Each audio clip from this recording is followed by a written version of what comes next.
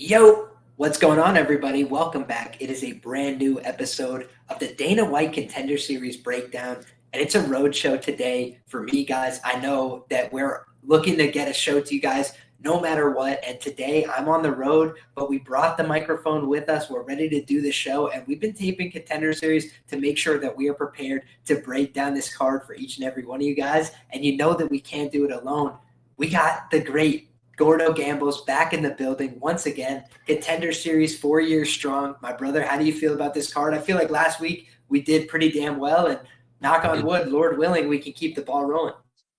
We did. We had a pretty good week last week, and as you mentioned, a road show, right? It was actually this was where I used to do the shows 4 years ago. So happy to be back home, happy to be talking some fights once again. So it's happy to have some fights on Tuesday, regardless of the level of competition. And I'm excited to see what your thoughts are on the card itself. I do think it's an interesting one. I'm looking to build a winning streak off of last week here as well. And I think it's a decent card to go ahead and do so. Let's just talk some fights, man. Nothing I love doing more on a Monday night.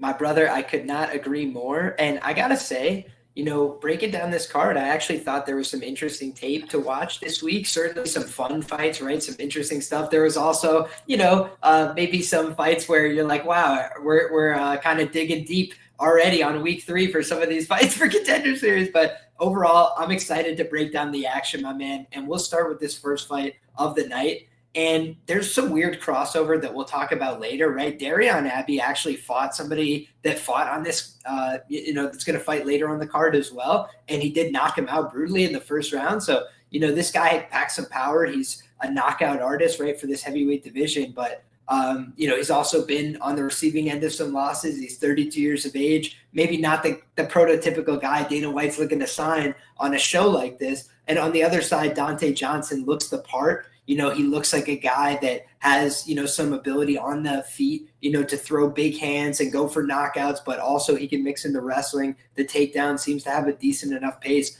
Defense is like something that I think none of the fighters on this card prioritize. If I had to say, like, what's the theme of this card? Durability over defense. That's the number one thing that I took away from the tape. I'm like, everybody on this card is out there just like, hopefully I don't die before I kill this guy. And they just go out there throwing, take a lot of risks. So it could be a highly volatile episode of the show. But when I look at like who has more paths to victory, I think probably Donte Johnson. But do I think he looks like green and like a guy that could definitely get clipped on the chin? Yeah, he does to me, like especially when you look at Darion Abbey and his experience. He's fought some pretty good guys throughout the course of his career. I think his pro debut was against Big Steve Mowry, and then he's got a win over Alex Nicholson in his most recent fight. So he's a guy that's gone out there and kind of put together, a pretty decent resume for these upper weight classes. And on the other side, Dante's just had a very limited amount of experience, right?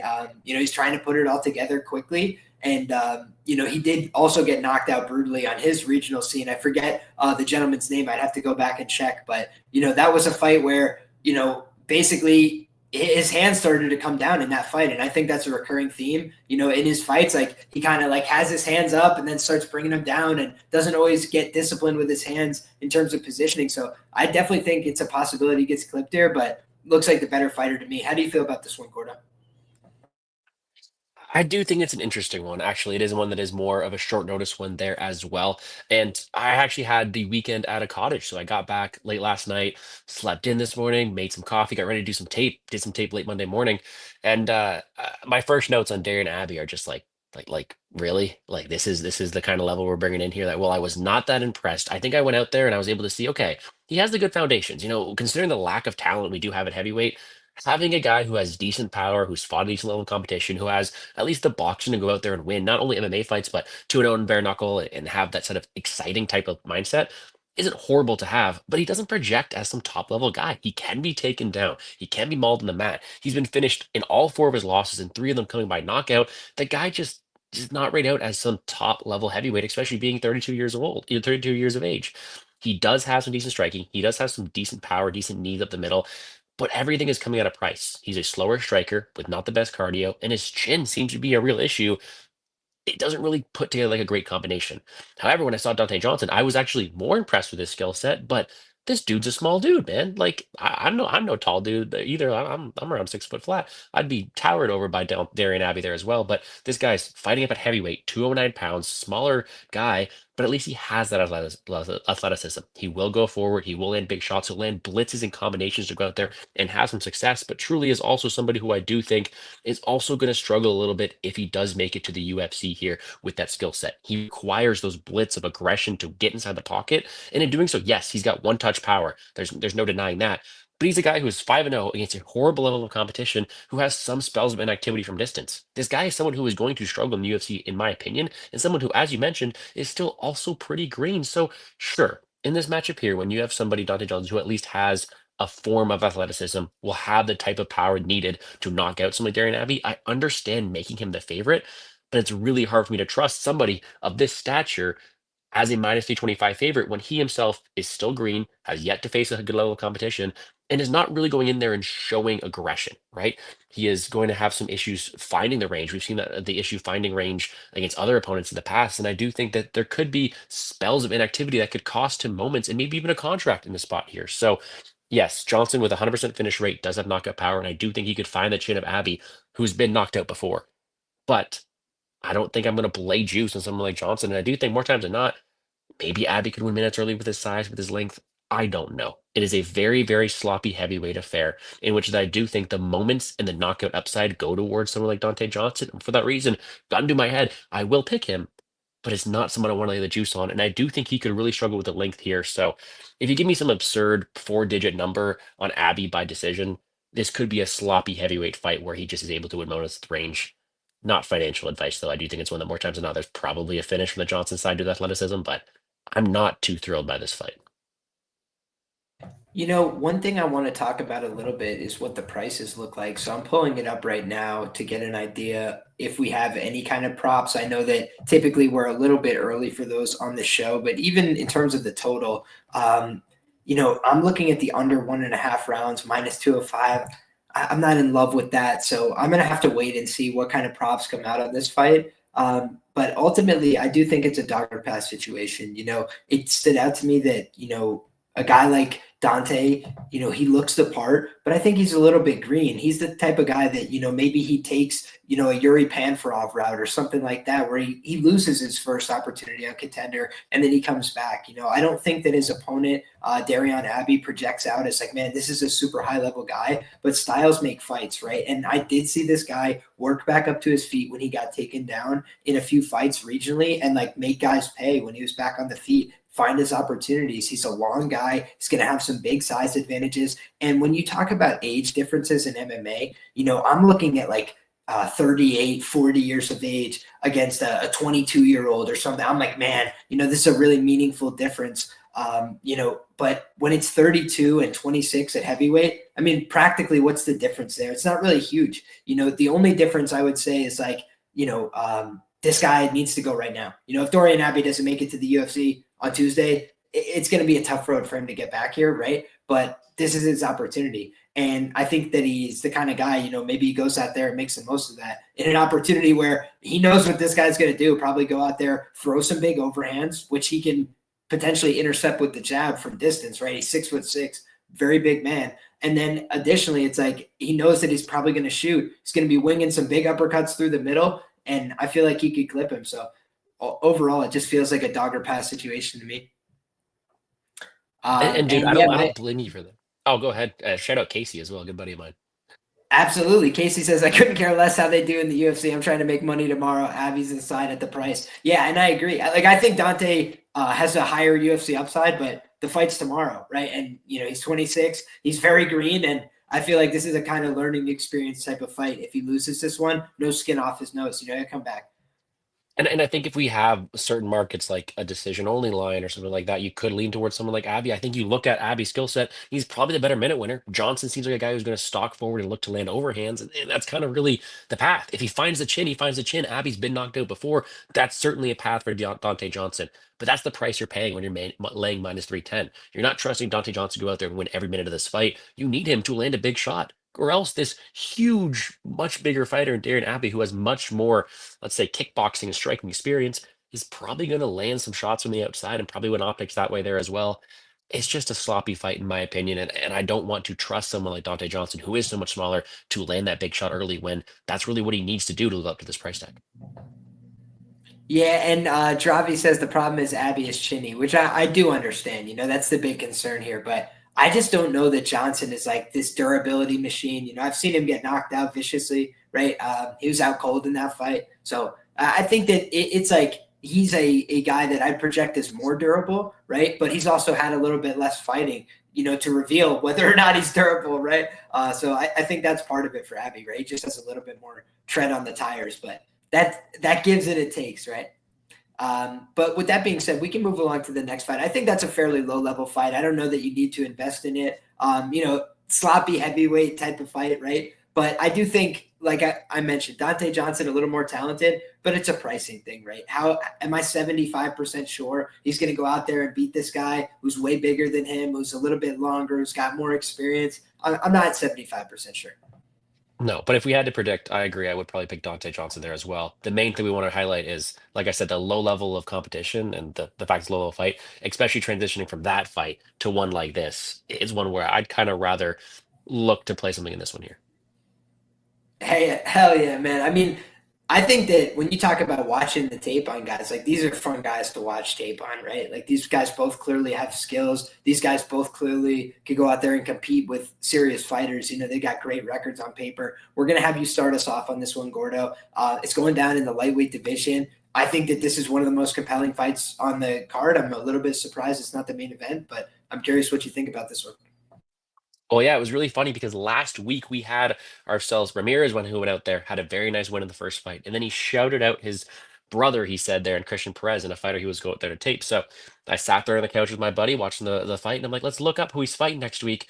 Oh, this dude beat Mauricio Rufy. Quick topology check. It's like, okay, this is going to be ourselves a scrap. And when I did the tape this morning, this fight was the one that stood out between two prospects who look to be UFC ready. Both these guys definitely are the fighters to watch this week because they are definitely very talented. You look like someone like Manuel Souza, as I mentioned, he has that flashy win over Rufy that is going to stand out. The only person to defeat Mauricio Rufy inside an octagon is someone who I do, or inside a cage, and I do think it's something that has bode really well going there forward. He's 28 years old. He's 12-1. His only loss coming to Archie Colgan, who is another very big name, another guy who's gone out there and really had success in the regional scene.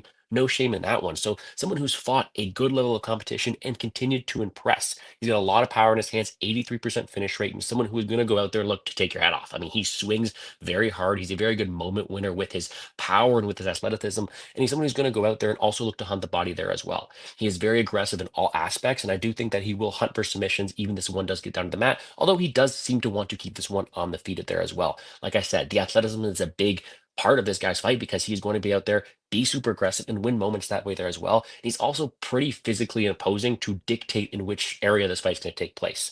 The killer instinct is also very apparent as well with the aggression he has, with all the tools he has on the feet. He sends danger in the water. He will go out there and look to kill you. The guy looks like a very seasoned veteran on the tape, if I'm being honest. I mean, I think he can be a little submission over position if you want to pull out some issues he may have here, but someone who is going to be the aggressor and someone who is going to be a very dangerous fighter inside the octagon.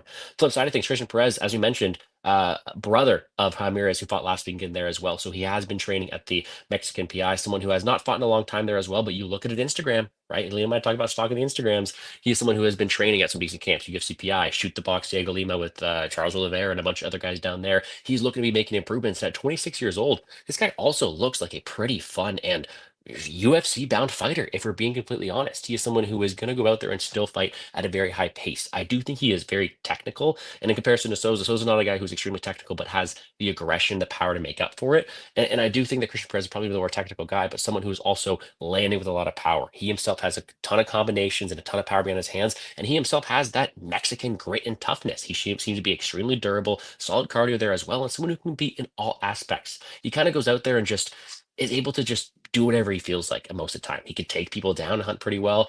In an RE role, he's able to go out there and strike as well. Someone who is pretty versatile inside the octagon. Someone who is also able to go out there and grapple, take the back pretty well. And someone who just looks to be like a prospect to look out for, if we're being completely honest. So to me, in this spot here, we have two guys who, as Casey mentioned earlier, it's kind of upsetting to see them fight each other, because both these guys are very, very talented. You look at other fighters on this card, and we have these future prospects against these scrubs and big favorites because of that. And instead, they're lining up these two really competitive prospects, two guys who I think are the two best fighters on this card facing each other. It's kind of a shame to see only one of them able to or probably only one of them be able to get a chance for inside the UFC. But regardless, when it comes down to if their two styles clashing, it does seem like one where Christian Perez may be able to go out there and keep this fight close. I think if I'm looking to see where the value is on this side of things, I do think Christian Perez has the opportunity to go out there, win the minutes with his striking, be the more technical fighter of the two, and have some success in different areas. Because I do think it's one where both fighters are very well versed. But I do think the fighter with more physicality, more danger, and more moment-winning opportunities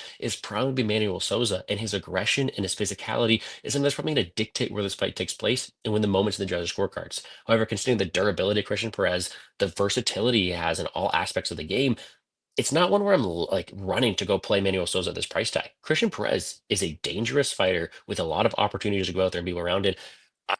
I'm really, really tempted to just sit back and watch both these fighters because I really do think they both should be inside the UFC. The last thing I'll mention, because I know I've been talking for a while on this one, is one kind of reminds me of the Radley De Silva versus George Mango fights in that very first week we had, right? Not in the terms of the way it went out with a well, Canadian, but boring Canadian going out there and winning a decision. But the fact that we have two very, very skilled fighters, however, one of them was more physically imposing and was able to win that matchup there. I do not think it's the end of the road for Christian Perez. He could even win this fight himself. I mean, Mango's fought very close there as well. But I do think it's one where even if he's not able to succeed against a very physically imposing Manuel Souza, he will be in the UFC down the road. And I do think both these fighters are going to be future UFC stars. Yeah, man. I gotta say, the one thing that stood out to me that I always look for like something to differentiate, right? Because normally when a guy gets here, right, that first fight is a little bit more like you got to dig into like why are these guys here, right? One guy's clearly an athlete, the other guy kind of took the opportunity at the right time. In this fight, clearly these guys are here because their talent scouted as like, wow, these guys are serious prospects. These guys can really go out there and and make something of themselves. But I think that when you just look at like who looks to me like they're ready to go right now, I think that Manuel Souza is the one that checks that box, my brother. And I do think Christian Perez is like right there. He's a guy that looks like he's on the cusp of doing something. But I think you mentioned the physicality. I think that's going to be a problem for him here. But also, did you watch his karate combat fight? Like random pull. Which is I mean, why are you taking a couple of years off and going to karate combat? But yes, I did. Okay, yeah, I did watch that as well. And when I watched that, part of what stood out to me there is that, he can get hurt to the body, in my opinion. Like, he's a tough guy. Like, he stood in there and took the shots. But, like, he also was using a lot of takedowns, which, again, within the rules, do whatever you can to win the fight. But it was a very weird performance, like he tried some kicks. A lot of them were out of range. Like it just looked like he was kind of a beat behind, and he was a massive favorite going into that fight as well.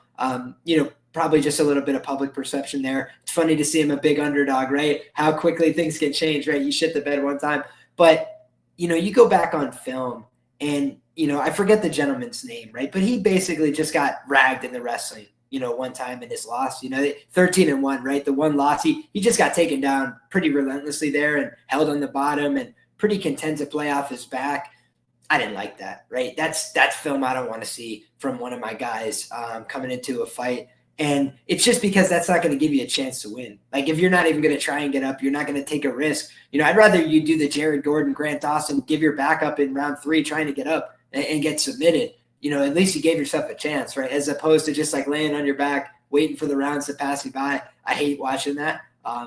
So when you look at a guy like Manuel Souza, losing to Archie Colgan, I think Archie Colgan would take Christian Perez and put him through the absolute meat grinder of the wrestling as well. Like what's he going to do to stop him, based on that performance, unless he's made massive improvements, unless he rolls a submission or something. Like, do you know what Archie looks like physically? Like the guy is just an absolute hoss of a man, really knows how to wrestle, very technical, very strong. So I just thought that was like a disaster of a matchup for Manuel Souza, a guy that can like actually physically manhandle him. Few and far between they are, but he knows how to wrestle really well too. And truthfully, like he had to really dig deep in that fight. He had to go to his takedowns hard. He had to make sure that he held this guy down. And by the way, Sousa got back up to his feet a number of times from like bad, like stuck in the full guard underneath the wrestler. It's hard to get up, man. And he was like, you're not holding me here. I'm finding a way back up. Lost the decision, but fought the whole time, kept getting back up.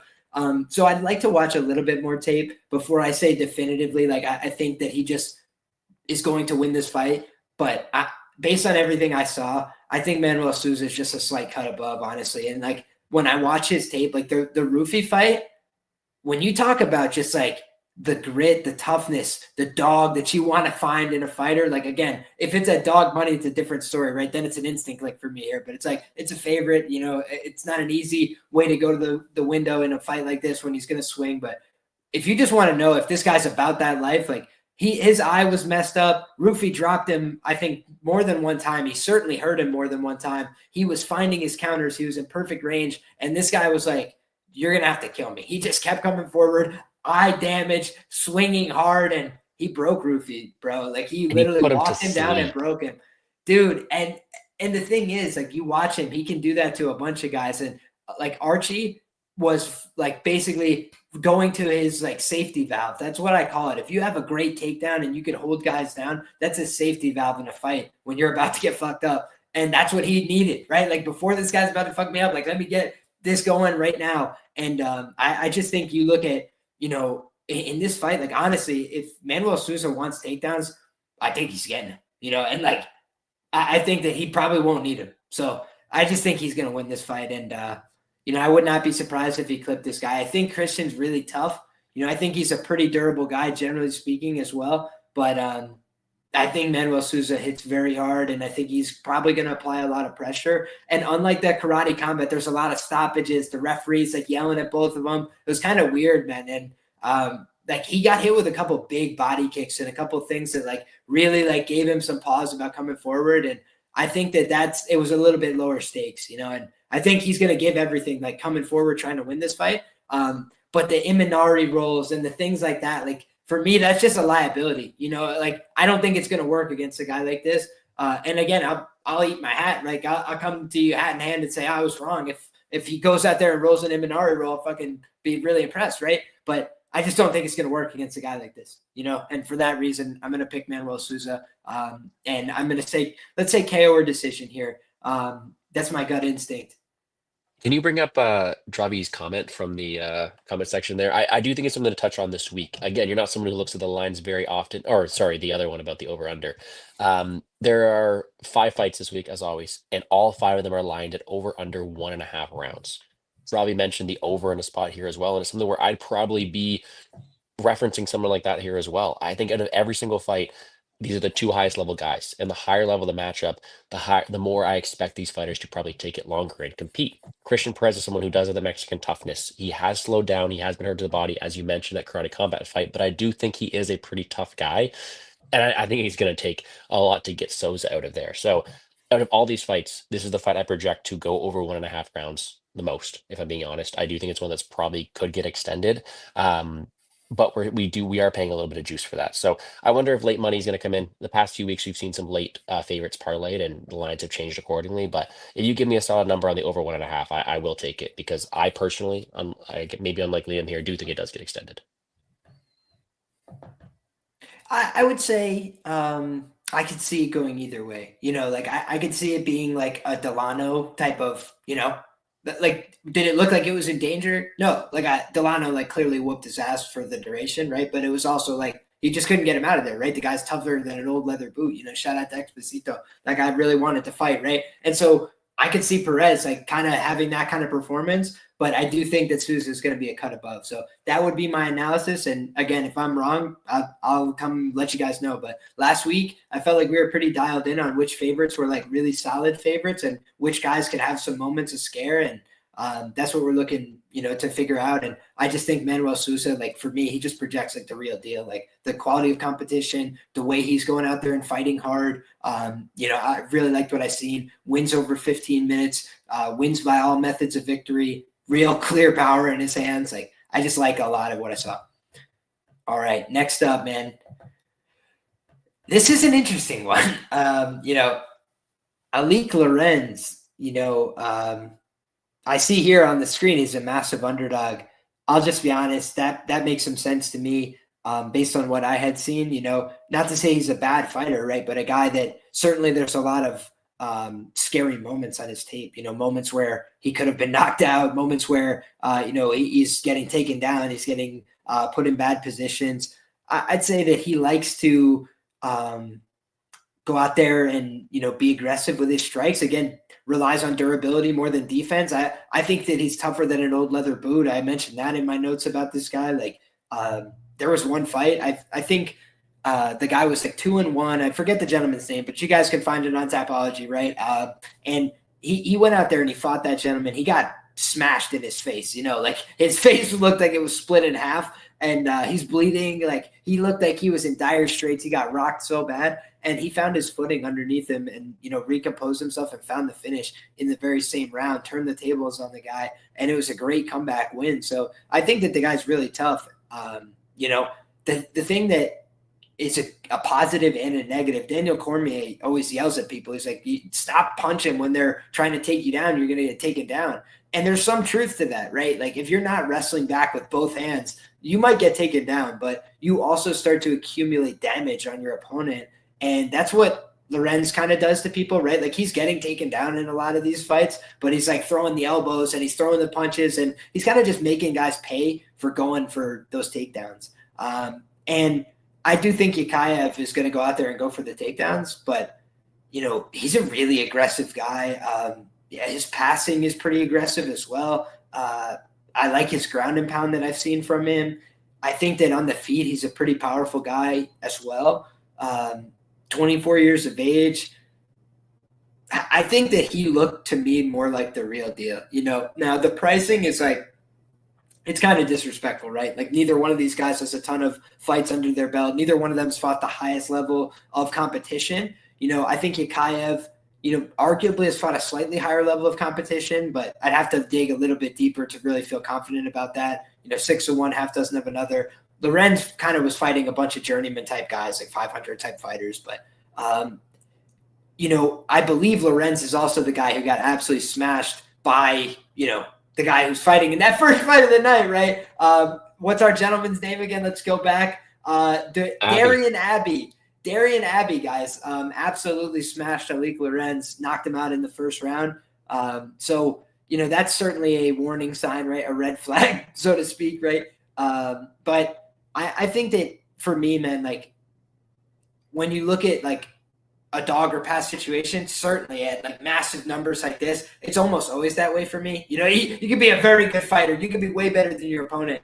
We're going to lay 10-1 to find out on a show like this where we've seen Shannon Clark and however many other people go out there and just get absolutely one-shotted, right? So when you just look at bringing up Canadians on me again, man, come on. Oh, I don't mean to, brother, but that's just the one that stands out above them all, right? How about Brenson Iberio, right? Our friend Brenson Iberio goes out there, starches Bruno Lopes on behalf of the show. We appreciated that. And it's like, you look at this fight, this could be a candidate for that. Lorenz does have power. He goes out there, swings hard, puts everything into every punch, and is willing to go out there and fight hard through adversity. So those are all really positive signs. I didn't see any adversity for Yakhyaev, but that's kind of a positive too, right? Like he just dominated every opponent for the most part and was taking guys down when he wanted to. When they would get back up, he would beat them up on the feet. Like it just seemed to me like he kind of had guys figured out wherever he wanted to take the fight.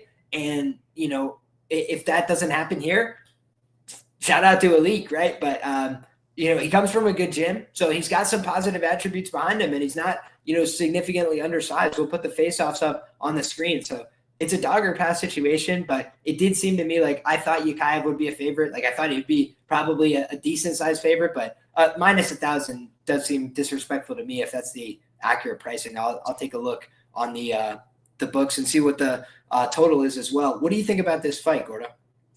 Yeah, for reference, he is currently minus 1,000, best available to plus 700 and minus 215 under 1.5 rounds, in case you were wondering.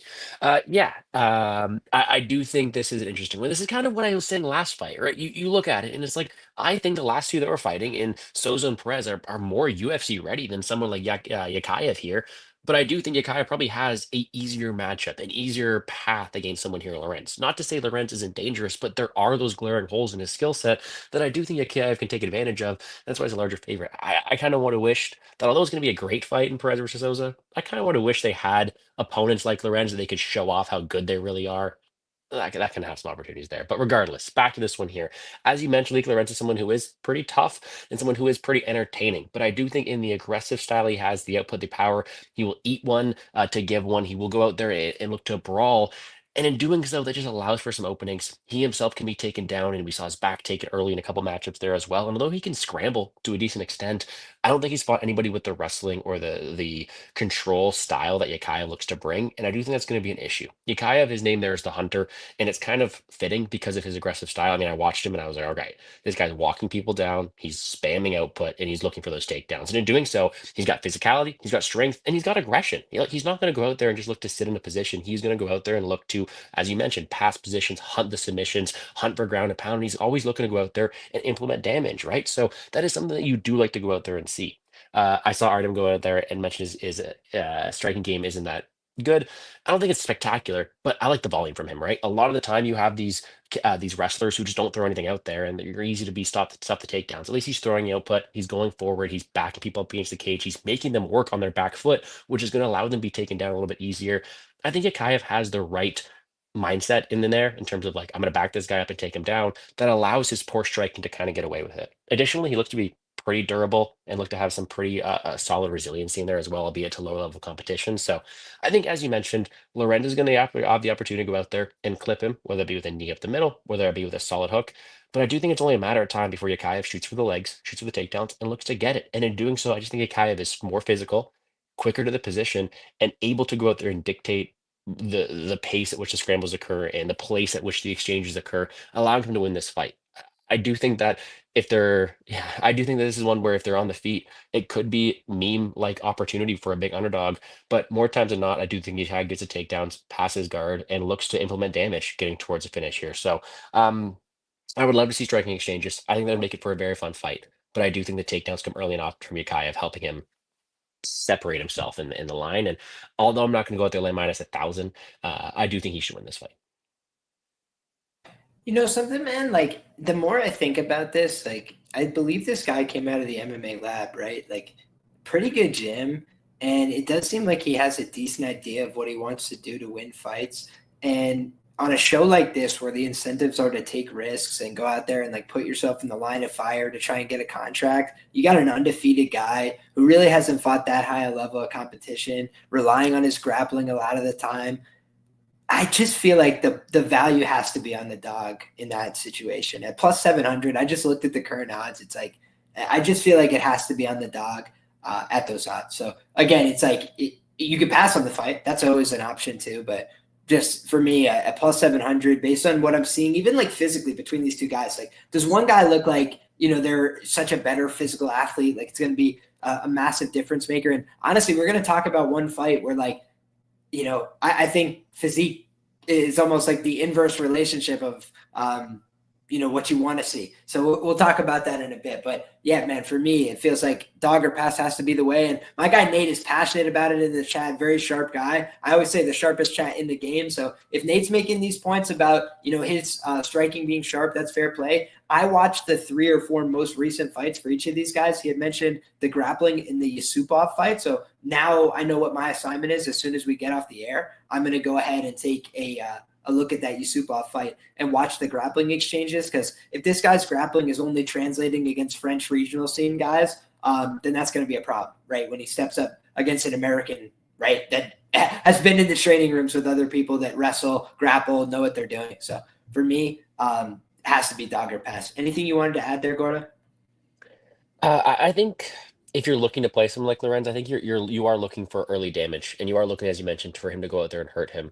Um, I would want again. I'm not discrediting anybody taking a shot at this dog at these opportunities. I think it's fine. If this fight's a 15-minute kickboxing affair, you're getting the better striker, in my opinion, with more power at a solid price tag.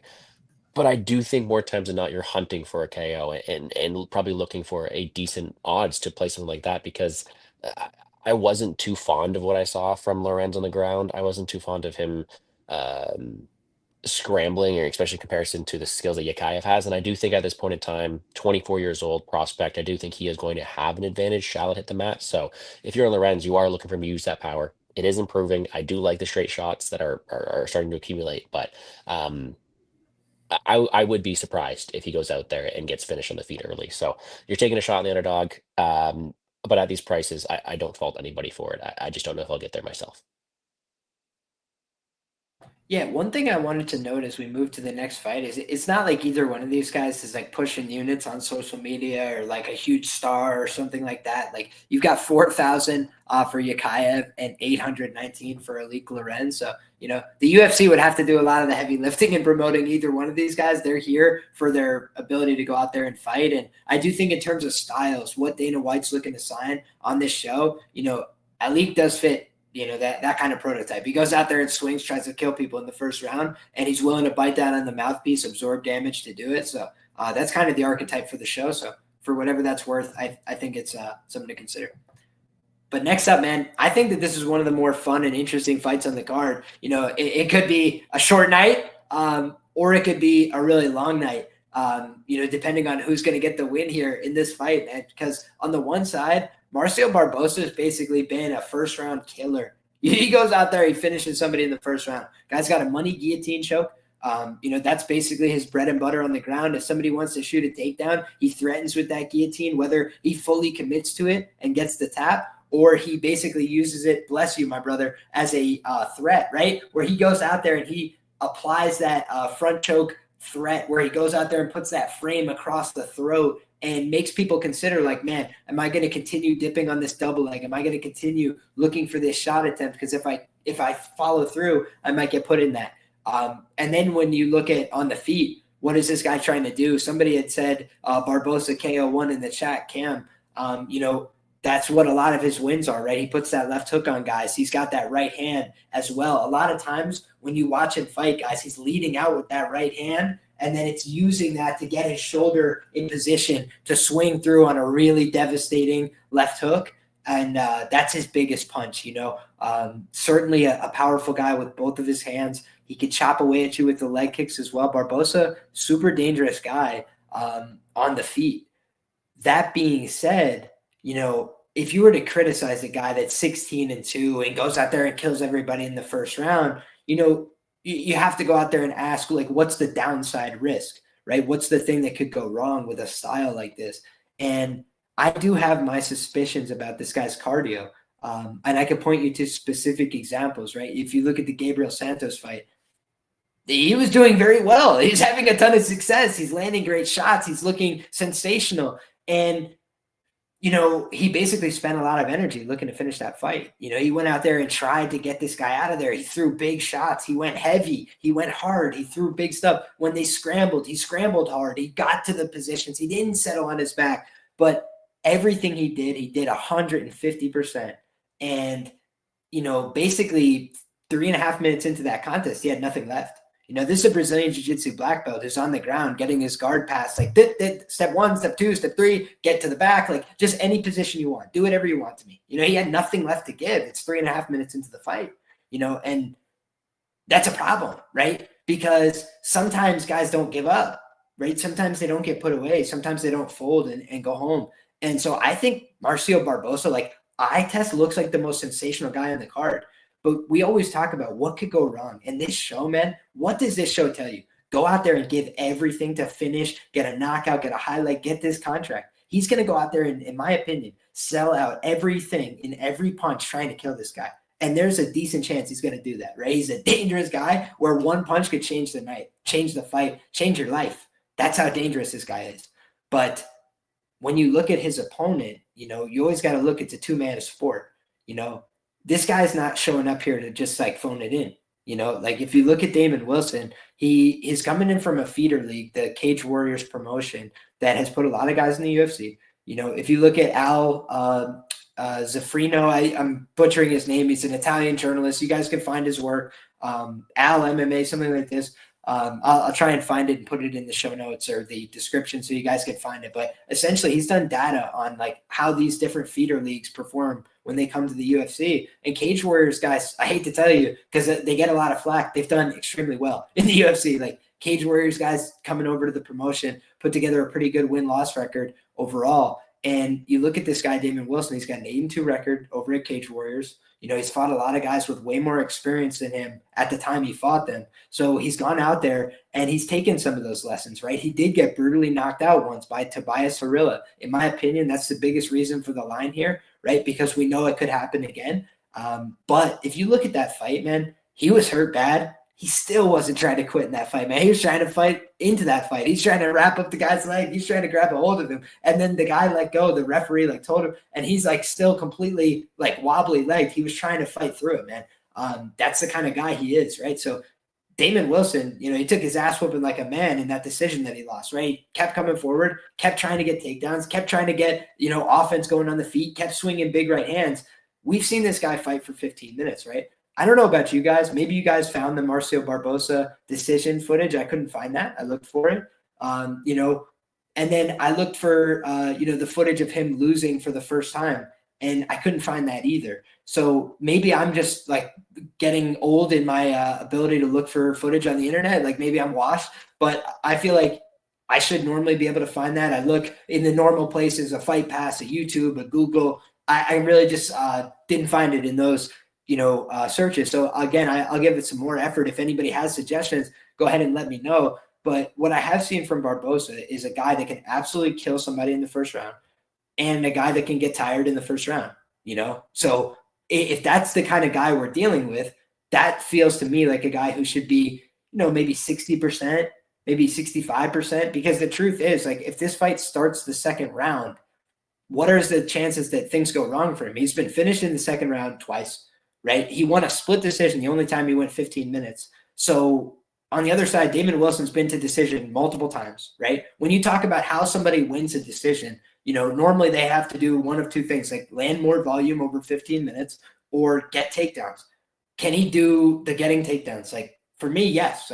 I've seen this guy get taken down before. I've seen this guy give up guard pass, do whatever you want to me, take my back, anything you want, right? That's a problem. And then you look at, okay, maybe you just want to say Gabriel Santos is the next winner of the Mundials or something. He's just got this sensational next level jiu-jitsu. Maybe that's the case.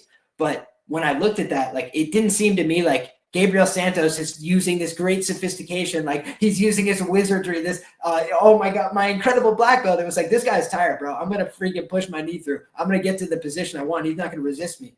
He can't stop me. So you look at Damon Wilson, this guy can get takedowns. He can fight hard for 15 minutes. He's proven that many times. He's 3-1 career to the decision. Even the decision he lost, he's pushing hard in the third round, trying to get something going against a big guy, a long guy, a guy that also could fight for 15 minutes.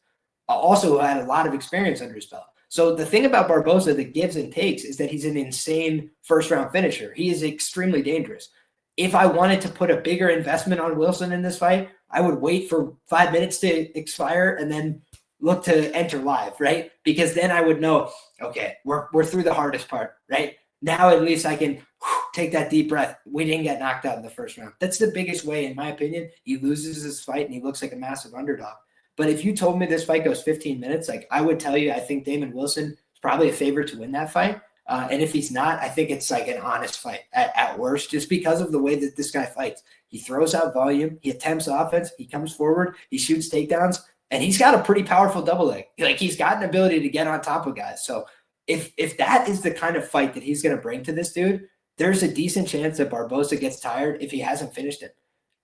So for me, that's just when I look at fights, man, I always look is there a way that the dog could win? And in this fight, I can see a couple different ways Damon Wilson could come out looking like a value side in this fight and winning it. He's 32. He's another one of these guys, it's now or never. It's you got to kind of make your breakthrough. But he's an Alliance MMA guy. He's trained with good guys for most of his career, and he's bounced around. He's gone here, there, and everywhere. He fought in San Diego. He fought over in Europe, I believe, as well. And, he fought some tough schedule. But I think overall, he's still a worthwhile guy. And he didn't look at to me wow, this guy's got no skills. On the feet, he's got some clinch game. He's got some ability to throw. He's just not the most athletic guy you've ever seen. So if he's going to go out there and stand at distance, with this guy Barbosa, he's probably going to get his head taken off. But I think that if Damon Wilson makes this a dirty, ugly, gritty fight, it's a fight that he could definitely win. So for me, again, a dogger pass situation. If I like the Barbosa side,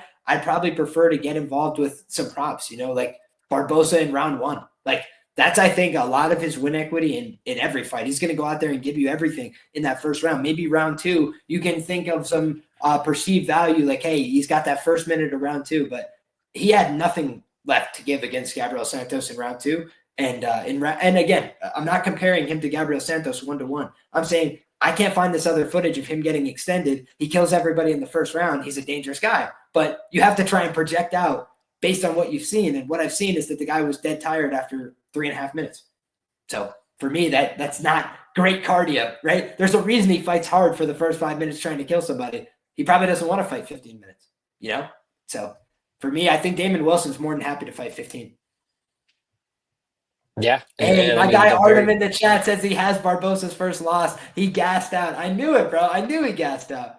Taken down, ground and pounded. I appreciate you, my brother. Thank you for saying that. But it does not surprise me at all. Gordo, the floor is yours, my man. What do you think of this fight? Am I out to lunch? Is Damon Wilson a lost cause?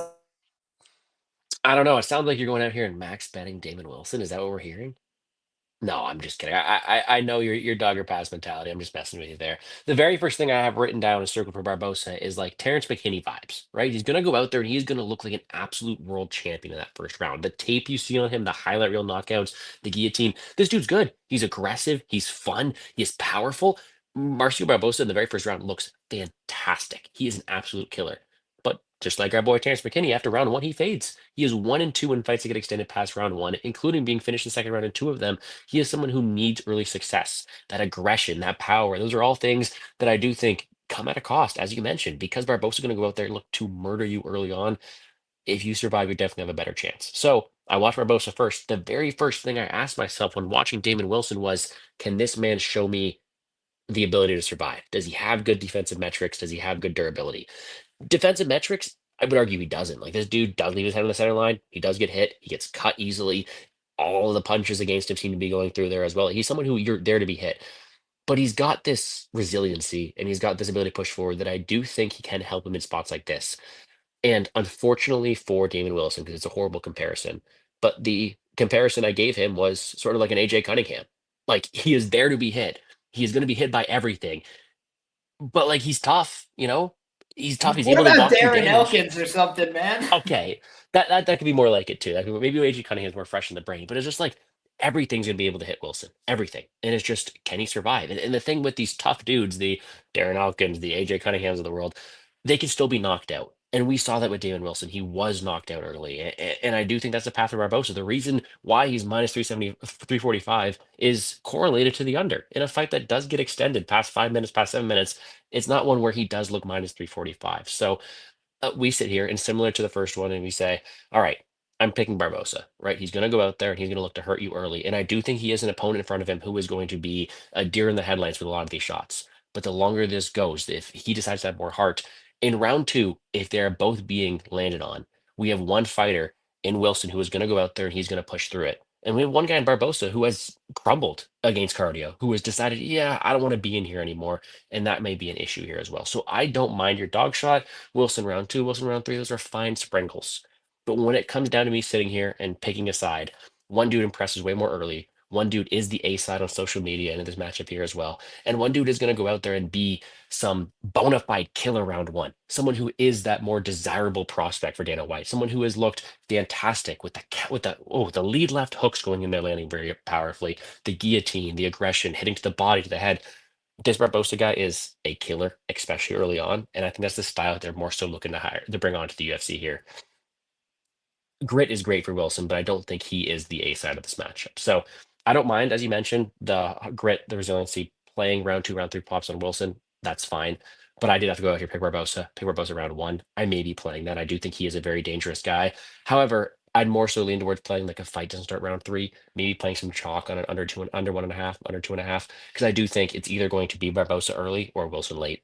And I do think because that's a fun fight. So I picked the more powerful, dangerous A side fighter, but I do think the longer it goes, a live entry on Wilson was a fantastic show.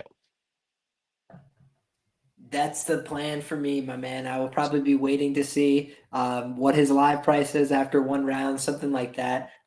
Sometimes I think it's best to get involved pre-fight, and other times I think it's best to kind of wait and see, get a feel for one round. Unfortunately, doesn't always work out. I thought that was a good idea with the Kyle Dawkins fight. Insta kills him, right? So obviously it gives and takes, but you don't lose any money by doing that, right? It's a good way of at least managing your risk, but you never know what's going to happen in a fight, right? So if you want to get involved, you could also split your wager, right? Go, hey, you know what? I'm going to put half of what I want to get down before the fight, and then if he's still alive after one round, I'll add there and look at the price. So that's something that you could also do in terms of a strategy. But for me, I do think Damon Wilson's probably the live click pre. You look at a round one prop. For a Barbosa, you look at maybe Wilson spread bets. So, there's different ways that you could probably get creative here, but without props actually opened up on this fight, we're kind of going in a little bit blind. So just take that for whatever it's worth. But ultimately, I just think that if the fight starts round two, the fight's probably going to look a lot more competitive than the line.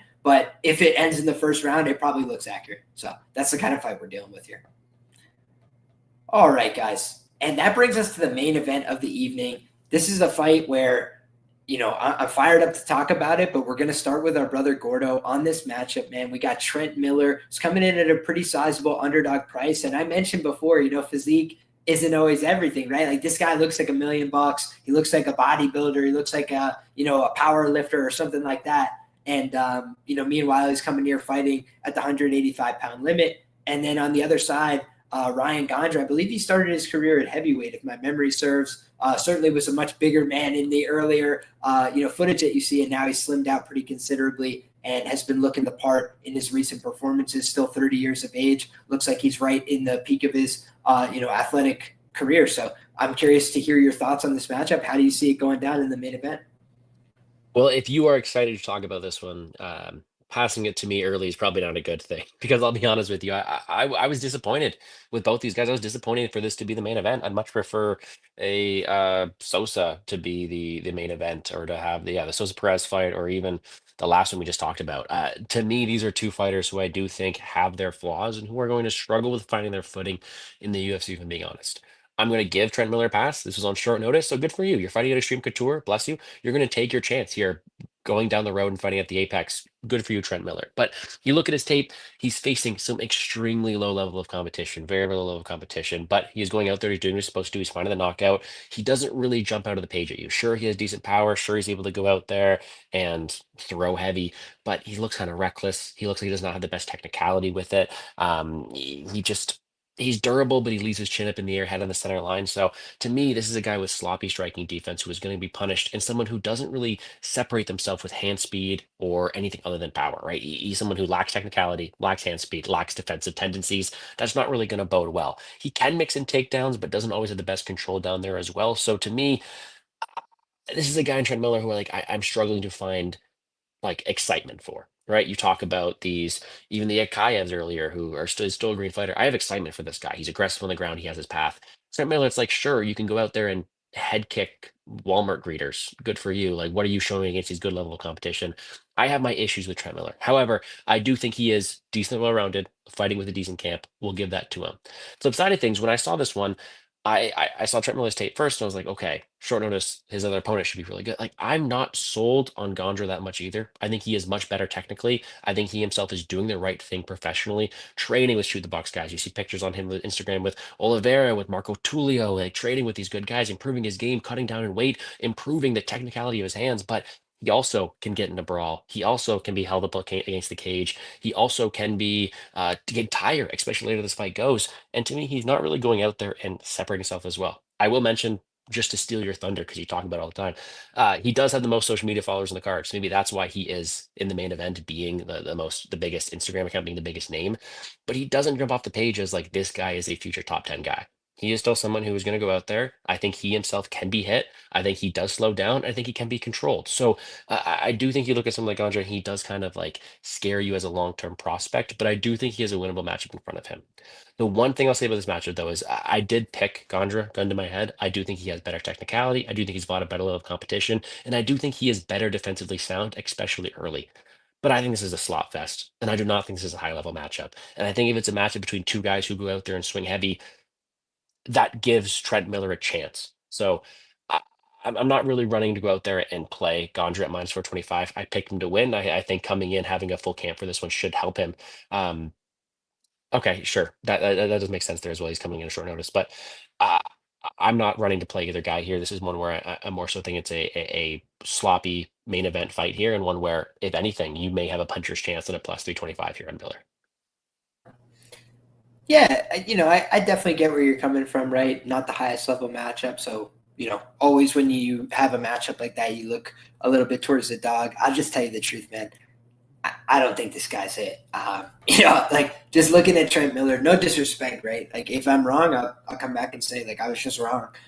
But man, like I think that this guy, like I said, he looks like he's fit to be a bodybuilder. He looks like he's fit to be, a muscle guy, a weightlifter or something. But the way that those guys typically move, not ideal, right? Like you just look at how John Jones looks, right? Is he some like weightlifter? Like, does he look like a guy that's like pumping iron every day? No, he's got long muscles, right? But he uses his tools, right? He uses weapons of the body. And so it's about being fit, right? Like you need to be fit for 5 rounds. You need to be able to move, but like, you don't have to be like Johnny Musclehead, you just don't. And so Hey, I think it's almost William Knight. Yeah, not a great physique for fighting, right? That didn't work out. But when you just look at like a lot of these guys, it just isn't a great build for fighting. And sometimes guys can make it work, right? So I'm not saying 1-to-1, right? And I like guys to have musculature. There's nothing wrong with that, like being jacked. But like when you're like so jacked that like it looks like it inhibits your movement, that's a problem for me, right? And I do think that this guy is like not a very fluid mover. Right. Like I don't think of him as like, wow, look at his footwork. Look at his ability to, cycle through positions. Like I think of him as a guy who has some power, right? He can pop guys. And that's kind of been like his calling card in terms of the fight where he looks good. It's like, wow, he clipped somebody on the chin. The head kick, that was cool. Right. Again, hats off to him. Like the flexibility, you can't really knock that, right? For a guy built like that to be able to be that flexible, that is impressive to me. But that's kind of where it starts and ends for me, right? Like I think on the other side, Gandra's the type of guy who knocks you out by accident. Like he's just got that kind of power. I think he's got it in both of his hands. He also throws a pretty good low kick. And like, I think he can use his footwork, kick this guy in the leg, use his footwork, kick this guy in the leg, put big hands on him, walk him onto big shots. Like I think that, you watch Trent Miller, like I think he takes a lot of damage in his fights. If we could really quickly just take a glance at his record, I'll show this on the screen so you guys could see it, right? One thing I try and break down when I'm looking at these fights is what I call like quality of competition, right? So I want to see that you're fighting like decent people and then how you've done. And for some fighters, they've got 10 good fighters that they fought. And you're like, wow, you got to take your hat off to them, right? And, there's some guys like on this card that have fought really good guys. And for Trent Miller, I don't consider Saeed Magomed Abdulgazeev a tough guy, right? He's 7-9. No disrespect, right? Like I just wouldn't consider that high quality competition. So I consider Dylan O'Sullivan his quality competition. Guys, I don't think he won that fight. Like I honestly think you can make a case that Dylan O'Sullivan beat him 30-27. Like I didn't think that there was one clear round that was won, by Trent Miller, honestly.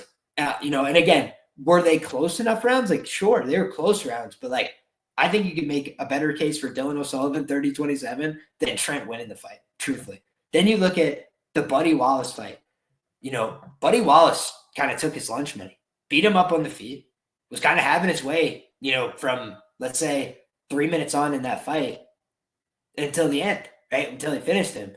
Mike Jones hurt him bad, put him down, got the choke. And I think the same thing's going to happen here, man. I think he's getting finished. I think Gandra's going to finish him, man. Just when I look at these two guys, like Gandra to me looks like a guy who maybe is not going to have a great UFC career, but he looks like he's ready to come party right now. Even think of like a Claudio Hiberia, right? Like a guy that maybe didn't have much success in the UFC, but like he goes out there, he'll put on a killer be killed fight, take some risks, take some chances. I don't think Trent Miller's ready like to be in the UFC at all. Like, and again, if he comes out here and gets the takedowns and looks good, I'll eat my words and say I was wrong. But I just when I look at the skills, like he's struggling to take down these regional level guys. You know, like you could talk about some of these guys that we've discussed before, like a Yakhyaev. He's not really struggling to take down many of these regional guys. If they get back up to their feet, so be it. But he's like getting them down to the ground when he wants to, right? If you look at even Donte Johnson, when he was trying to take these guys down for the most part, he was getting them down to the ground. But you look at this fight up top, man. Trent Miller's trying to take these guys to the ground. He's struggling. He's putting himself to the ground. He's doing like he's making some Johnny Walker mistakes, right? And again, that works when you're Johnny Walker and you can do insane dynamic athletic moves and like jump through the air, throw a flying knee, end the fight with one calf kick. Maybe Trent Miller has that in him. I just didn't see it on tape. So for me, I'm going to go ahead and pick Gandra there, and I do think he's actually going to get the finish as well. Here's the face-off once again. The big muscles, we used to talk about in wrestling, show muscles and go muscles. And for me, I feel like, unfortunately, and again, we'll eat my words if I'm wrong, but I feel like Trent, he's got a little bit of them show muscles, man. They look good, but they fill up with lactic acid. It's hard to keep them for the full 15, pumping the way that you want. And I think Gandra on the other side, like rounds 1, rounds 2, he's dangerous with those hands, man. And like even just in like wild exchanges, like he pulls out, throws back a 1-2, and guys just hit the deck. And they're staggered. They're losing their feet out from under them. I've seen that happen at Trent against guys that I think are a little bit lower level. I think Gandra is like the best guy he's fought. And, or maybe like you say Buddy Wallace or something, right? But it's like, he's like right up there, right? And I just think that's not going to bode well for him, right? He's been finished in these losses. You look at the finished loss for Gandra, it's up at heavyweight, right? And like the guy looked every bit of heavyweight. He's a 4-2-1, professional as well. OG Randall Wallace. Hey, shout out. Gandra was supposed to be the sacrificial lamb, but opponent had visa issues. That's interesting. I didn't know that. So supposed to fight a fighting nerd. Hey, well, I mean, not every fighting nerd's going to get signed to the UFC, right? You're right. Well, I'm sure they'll be back. That one was supposed to be. He was expected to be a pretty big favorite against Gandra in that matchup here, and that was kind of more so my thoughts towards this one here as well. As don't get me wrong, I do not think Trent Miller is fantastic, but I just don't know. Although there could be some, maybe Miller's that bad, but I don't think Gandra really has the skills to separate himself as a -425 favorite, and that's kind of where I was saying that the dog is live. I did pick Gandra myself. Oh man, I can't. Maybe just the under. Maybe just the under, man. Like the under is like really cheap in this fight compared to a lot of the other ones. And I'm like, are we sure about that? Like these guys both have zero defense as far as I'm concerned, and like mostly take ambitious swings in the pocket. But I just think Gandra's a little bit faster and like tighter with his shots. So which I could see as well. Oh, dude, Artem, you're spot on, man. The winner of this probably has a Claudio Ribeiro type UFC run. Exactly, dude. They're going to be on some memes. They're going to be on some fun highlights, but hey, fuck it. They'll get an opportunity, right? And only if they win by knockout. If somebody wins this fight by decision, bro, Dana White's going to fucking forget their name so fast your head would spin, dude. But that's all we got, my man. So do you want to do a quick recap, my man, and we'll go through all the fights real quick. We're going to start with Brother Gordo. We're going to give a quick synopsis of our thoughts, and that's what we got for you guys today. So, Gordo, the floor is yours, my man. Well, let's do my typical reminder to, if you are watching this on 2x speed, I do tend to speak quickly. So let's get to this here. This very first matchup, and actually the first and the main, are two fights that I just do not have the most interest in. They're two fighters who I do think do not really make it long-term inside the UFC, but we do have a very big clash of styles here, right? Donte Thornton, 5-0, looks like he could be a middleweight or light heavyweight here, a shorter prospect, but very athletic with there as well. He will stalk you forward. He will look to land his shots patiently, and he does have a ton of power. And against a guy like Darion Abbey, that could work, because Abbey's biggest flaw is probably going to be his tall man defense and his defensive tendencies and his chin. Sorry, chin is going to be his biggest issue. But I do think Abbey's the guy who's fought better level of competition, who is going to have the ability to win from distance, and also going to be the guy who is just going to have more to offer from the outside. Sure, the most likely outcome is probably be Donte Johnson closes the distance and lands a big powerful shot, finding the chin of Abbey. But I do think it's not a spot where I want to lay chalk on Donte Johnson at this price tag, considering minus 375, minus 250, like all these numbers are something that you are requiring him to go out there and get an early knockout, which sure is plausible due to the chin of Abbey. But aside from that, I don't think he's able to go out there and win minutes. So a low level fight, I did pick Donte Johnson. He probably gets a knockout, but I would not be surprised if this gets extended and Abbey has the length and size to have some output here.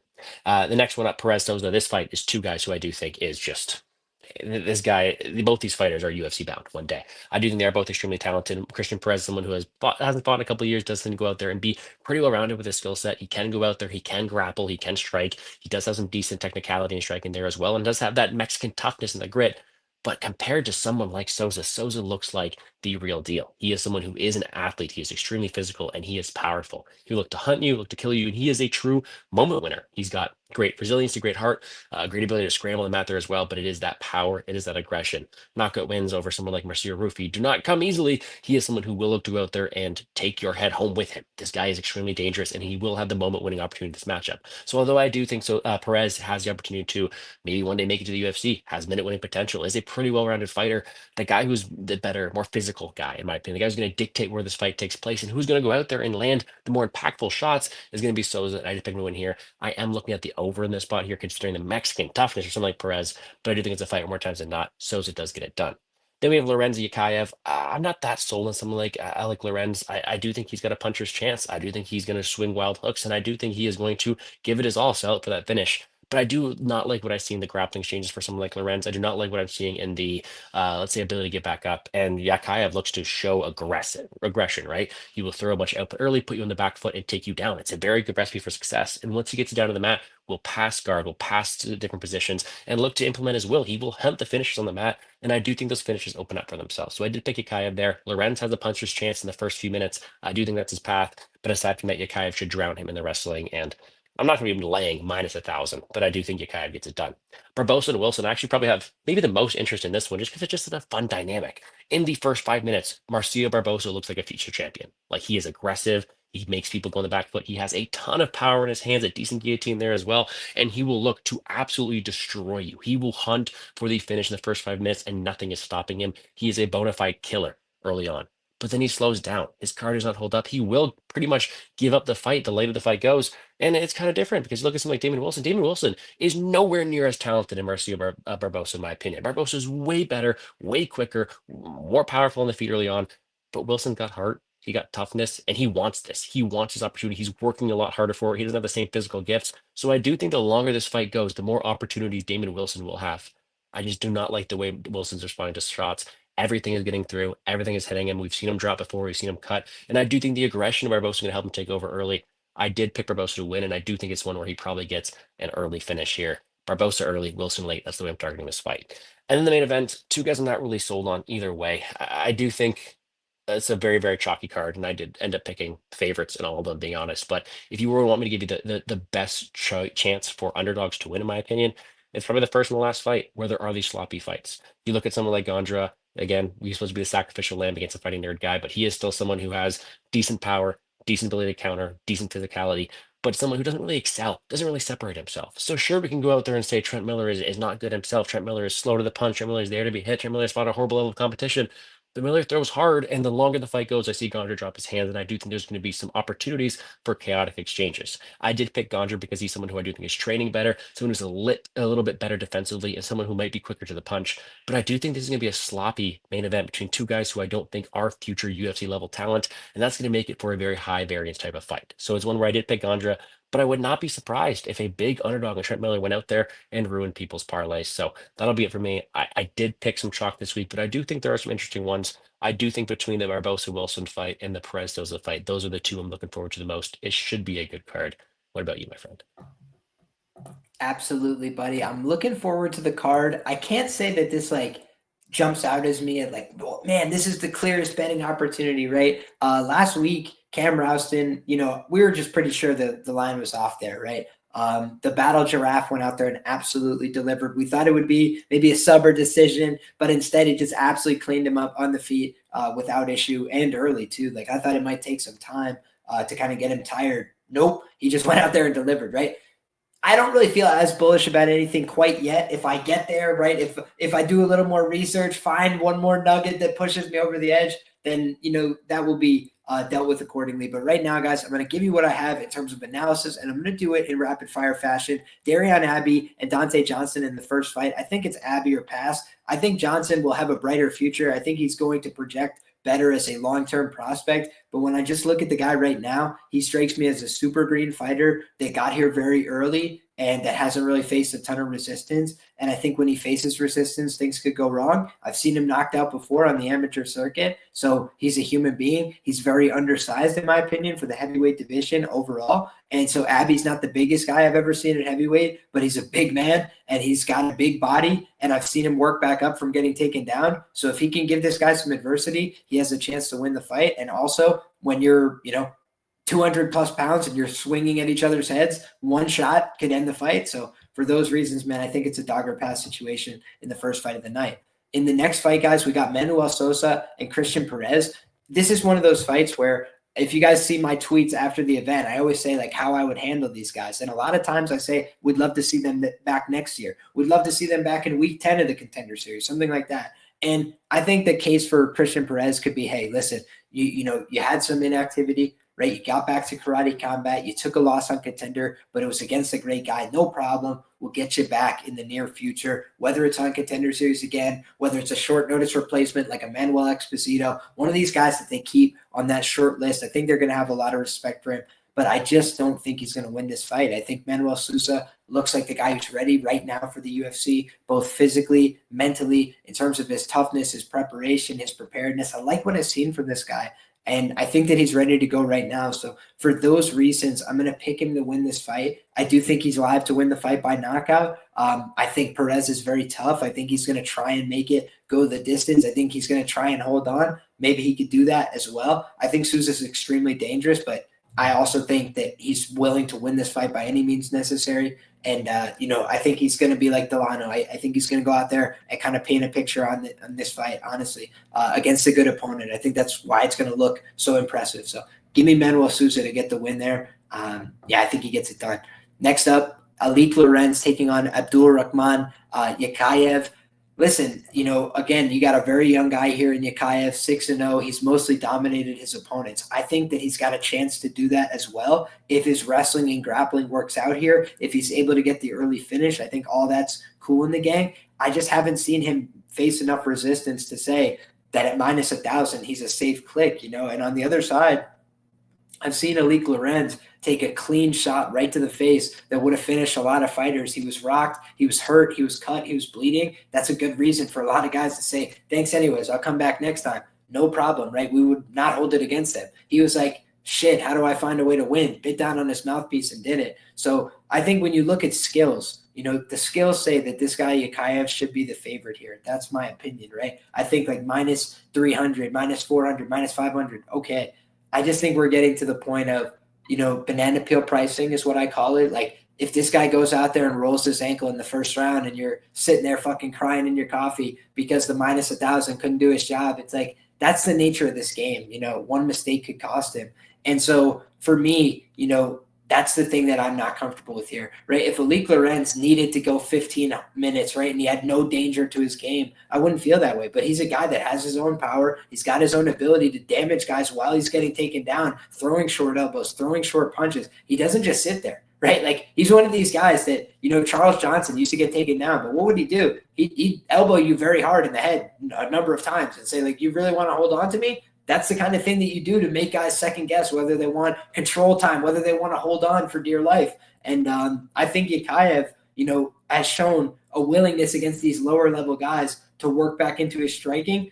Is he going to do that here against Lorenz? That's what we're going to find out and see what level he's really at. But for me, I watched him do it to guys on the French regional scene. I'm hearing from sharp guys in the chat that he struggled with the grappling against other, Russian guys, against other guys earlier in his career. So now I want to go back and watch that footage and just appraise myself a little bit more before I make any final determination on this fight. But as of now, it feels like a dog or pass to me at these huge prices. Then I think that Barbosa and Wilson is a fight where live betting is the best opportunity. I just look at if you want the Barbosa side, there's ways to get involved early, right? Barbosa in the under 1.5, Barbosa, money line, if that's your thing, God bless you, right? I would probably get involved with the inside the distance, right? I think a lot of his winning equity in any fight is correlated with that ITD prop, honestly. I think it's correlated with that round 1 prop.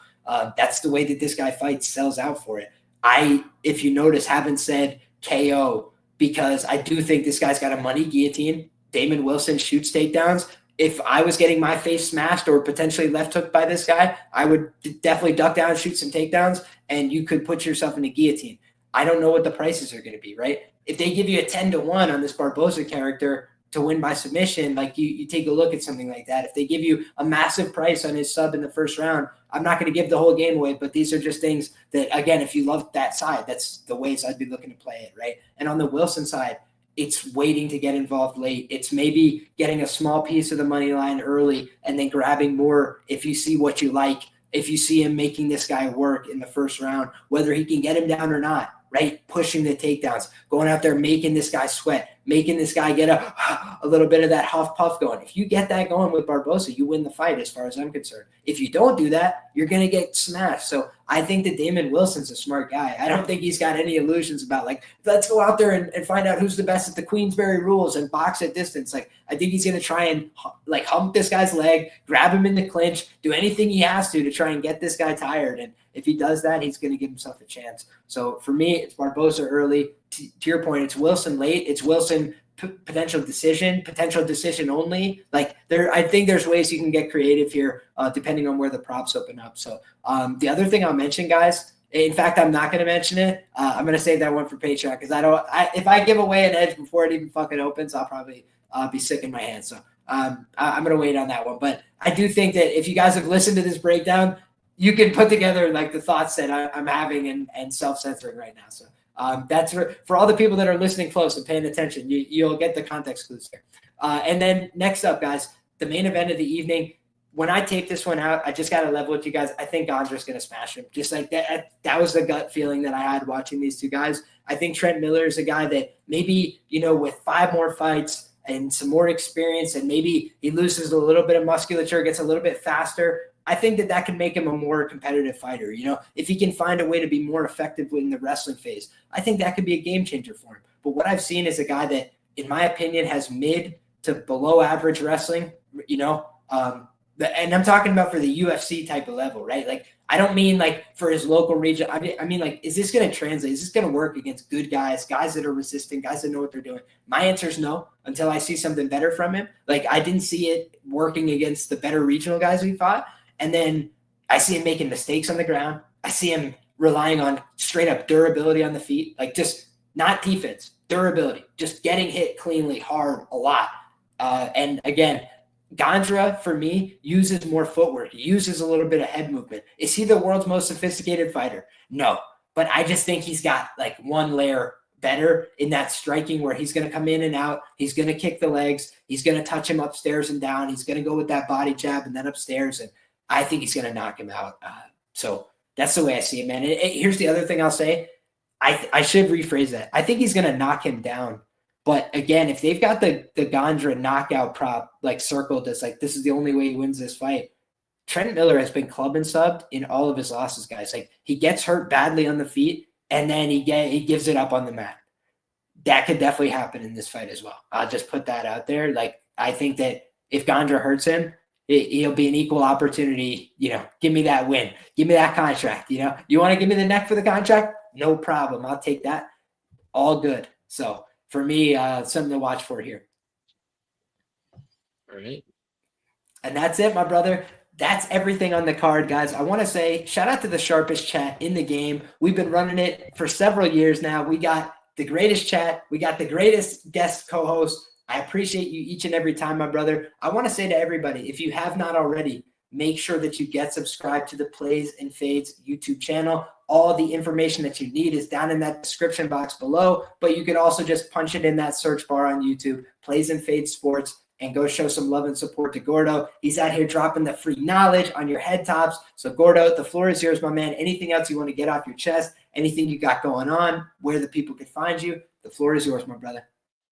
I just just let's have some good fights tomorrow. I do think it is an interesting one. We are doing this every single Monday night. We are already week 3, so we have ourselves, a few cards left, but we're gonna miss it when it's gone. That's for sure. We do ourselves a week off from fights this week, so no urgent content right here. But be sure to check out me on YouTube, Plays and Fade Sports, as Liam mentioned, and on Twitter at Gambles Gordo. We got back to UFC Paris. We got some football coming up. It is a good time to be alive. So I'll be posting my full slate of bets tomorrow before the fight starts. So be sure to check that out. I'm back in Canadian soil, so some good sports books for once. Let's go. Shout out. So I'm looking forward to it. But be sure to check that out there on Twitter. And yeah, we'll see you all here next week once again for all the same fun, right, Liam? I appreciate you having me on. Looking forward to good luck tomorrow here as well. Absolutely, my man. It's always a pleasure. Guys, I want to just say, if you want to show love and support to the show, the easiest ways to do that, drop a like, get subscribed, hit the bell for notifications, so that way every time we go live, you guys will know. Obviously, we don't have the UFC fights to break down this week. No problem. Going to try and pump out a little bit of early content for Contender Series, guys, because that's what's next on the slate for us. So going to get our research going a little bit early, going to get a little bit of the thoughts brewing early. And also, we're going to be back next week, same time, same bat channel, all the same fun again. God bless. Good luck. Have fun. Until next time, we'll see you guys. Take care.